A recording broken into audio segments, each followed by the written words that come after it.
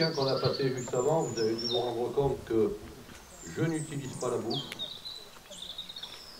Il est hors de question d'aller utiliser la bouffe, des friandises pour essayer d'amadouer le chien. Je parle bien en rééducation canine. Chien qui a peur, chien qui montre des petits signaux de réactivité quelconque.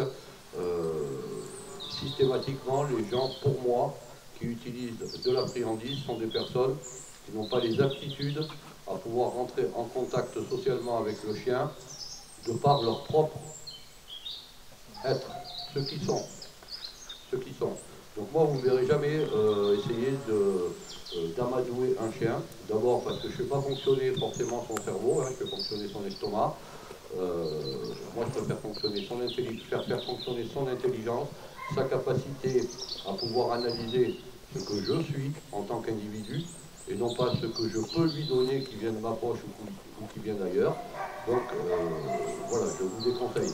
Je vous déconseille parce que non seulement c'est ce que vous allez apprendre à vos clients, et quand vous apprenez à vos clients à féliciter un chien ou à essayer d'obtenir de ce chien avec de la friandise, vous ne lui apprenez pas à savoir comment fonctionne son chien psychologiquement. Vous ne lui apprenez pas tous les codes sociaux qu'il peut avoir, tous les signaux qu'il peut vous montrer et comment vous adapter à tous ces signaux.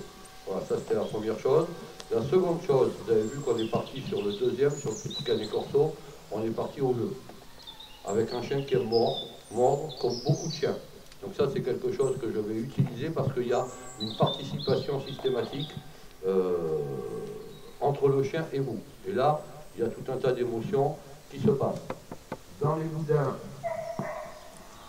vous avez différents types de boudins. On appelle un boudin de rappel. Hein. Le genre de boudin, ça c'est le genre de boudin que tout le monde peut utiliser et qui est en monture. Et puis vous avez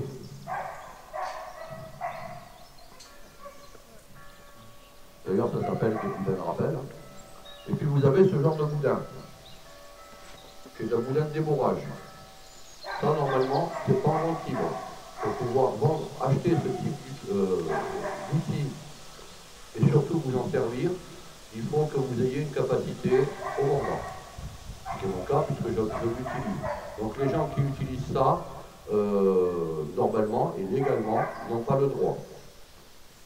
Je voulais également vous parler du mordant. Là, vous avez vu qu'on est parti sur du mordant de jeu. On peut aussi partir sur du mordant sportif.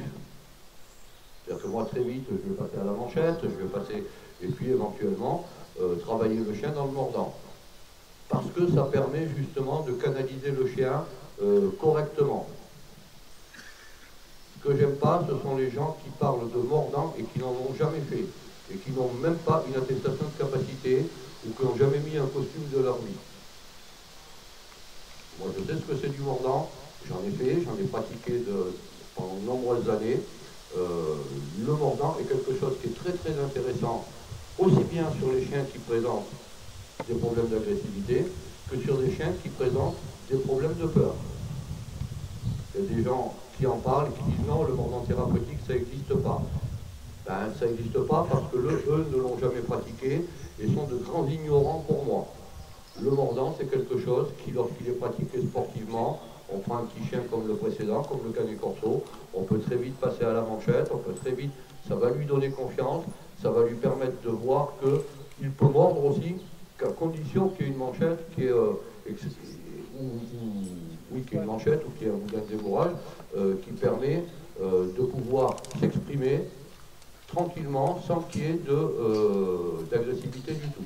Et on peut basculer cette agressivité vers le bas. Parce qu'il y a toujours une récompense. Il y a toujours une récompense. Et le mordant, ça reste de la récompense pour beaucoup de chiens. Après, à ne faire pratiquer que par des gens qui savent le faire. Et je vais terminer juste par vous dire que ceux qui ne savent pas le faire ou qui n'en ont jamais fait, mieux vaut qu'ils ferment leur gueule.